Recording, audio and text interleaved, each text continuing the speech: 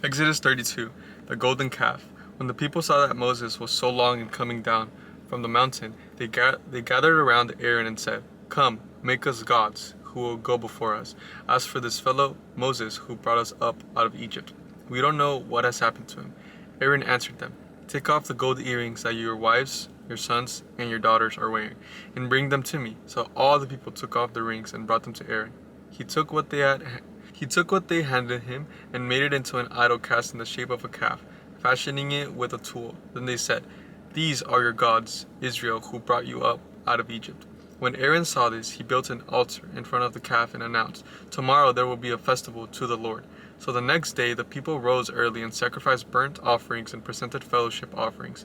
Afterward they sat down to eat and drink and got up to indulge in revelry. Then the Lord said to Moses, "Go down, because your people whom you brought up out of Egypt have become corrupt. They had been quick to turn away from what I commanded them and have made themselves an idol cast in the shape of a calf. They have bowed down to it and sacrificed to it and have said, 'These are your gods, Israel, who brought you up out of Egypt.' I have seen these people," the Lord said to Moses, "and they are stiff-necked people. Now leave me alone so that my anger may burn against them and that I may destroy them. Then I will make you in a great nation." But Moses sought the favor of the Lord, his God. "Lord," he said, "why should your anger burn against your people, whom you brought out of Egypt with great power and a mighty hand? Why should the Egyptians say, 'It was with evil intent that he brought them out to kill them in the mountains and wipe them off the face of the earth?' Turn your fierce anger, relent, and do not bring disaster on your people. Remember your servants Abraham, Isaac, and Israel, to whom you swore by your own self, 'I will make your descendants as numerous as the stars in the sky, and I will give your descendants all this land I promised them, and it will be their inheritance forever.'" Then the Lord relented and did not bring on his people the disaster he had threatened. Moses turned and went down the mountain with 2 tablets of the covenant law in his hand. They were inscribed on both sides, front and back. The tablets were the work of God. The writing was the writing of God, engraved on the tablet. When Joshua heard the noise of the people shouting, he said to Moses, "There is a sound of war in the camp." Moses replied, "It is not the sound of victory. It is not the sound of defeat. It is the sound of singing that I hear." When Moses approached the camp and saw the calf and the dancing, his anger burned, and he threw the tablets out of his hand, breaking them into pieces at the foot of the mountain. And he took the calf the people had made and burned it into the fire. Then he grounded it to powder, scattered it on the water, and made the Israelites drink it. He said to Aaron, "What did these people do to you that led you them into such great sin?" "Do not be angry, my lord," Aaron answered. "You know how prone these people are to evil. They said to me, 'Make us gods who will go before us.' As for this fellow Moses, who brought us up out of Egypt, we don't know what happened to him." So I told them, "Whoever has any gold jewelry, take it off." Then they gave me the gold, and I threw it into the fire, and out came this calf. Moses saw that the people were running wild, and that Aaron had let them get out of control, and so became a laughingstock of their enemies. So he stood at the entrance to the camp and said, "Whoever is for the Lord, come to me." And all the Levites rallied to him. Then he said to them, "This is what the Lord, the God of Israel, says. Each man strap a sword to his side.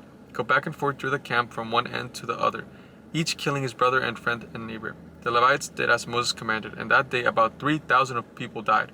Then Moses said, "You have been set apart from the Lord today, for you were against your own sons and brothers, and he had blessed you this day." The next day Moses said to the people, You have committed a great sin.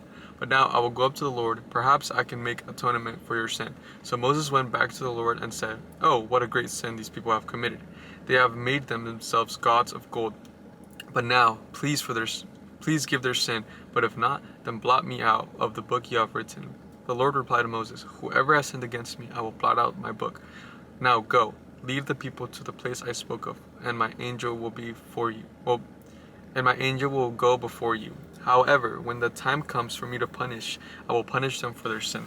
And the Lord struck the people with a plague because of what they did with the calf Aaron had. Exodus 33. Then the Lord said to Moses, "Leave this place, you and the people you brought up out of Egypt, and go up to the land I promised an oath to Abraham, Isaac, and Jacob, saying, 'I will give it to your descendants. I will send an angel before you and drive out the Canaanites, Amorites, Hittites, Perizzites, Hivites, and Jebusites. Go up to the land flowing with milk and honey. Now I will not go with you, because you are a stiff-necked people, and I might destroy you on the way.'" When the people heard these distressing words, they began to mourn, and no one put on any any stuff. For the Lord had said to Moses, "Tell the Israelites, you are a stiff-necked people. If I were to go with you, even for a moment, I might destroy you. Now take off your ornaments, and I will decide what to do with you. So the Israelites stripped off their ornaments at Mount Horeb, the tent of meeting. Now Moses used to take a tent and pitch it outside the camp, some distance away, calling it the tent of meeting. Anyone inquiring of the Lord would go to the tent of the meeting outside the camp. And whenever Moses went out of the tent, all the people rose and stood at the entrance to their tents, watching Moses until he entered the tent. As Moses went into the tent, the pillar of cloud would come down and stay at the entrance. While the Lord spoke with Moses, whenever the people saw the pillar of a cloud standing at the entrance to the tent, they all stood, worshipped each at the entrance to their tent. The Lord would speak to Moses face to face as one speaks to a friend. Then Moses would return to the camp, but his young aide Joshua son of Nun did not leave the tent. Moses and the glory of the Lord. Moses said to the Lord, "You have been telling me, lead these people, but you have not let me know whom you will send with. You have said, I know you by name, and you have found favor with. If you are pleased with me, teach me your ways so I may know you and continue to find favor with you. Remember that this nation is your people." The Lord replied, "My presence will go with you, and I will give you rest." Then Moses said to him, "If your presence does not go with us, do not send us up from here. How will anyone know that you are pleased with me and with your people unless you go with us? What else will distinguish me and your people from all the other people on the face of the earth?" And the Lord said to Moses, "I will do the very thing you have asked, because I am pleased with you and I know you by name." Then Moses said, "Now show me your glory." And the Lord said, I will cause all my goodness to pass in front of you, and I will proclaim my name, the Lord, in your presence. I will have mercy on whom I will have mercy, and I will have compassion on whom I will have compassion. But he said, "You cannot see my face, for no one may see me and live." Then the Lord said, "This is a place near me where you may stand on a rock. When my glory passes by, I will put you in a cleft in the rock and cover you with my hand until I have passed by. Then I will remove my hand and you will see my back, but my face must not be seen." All right, see you tomorrow.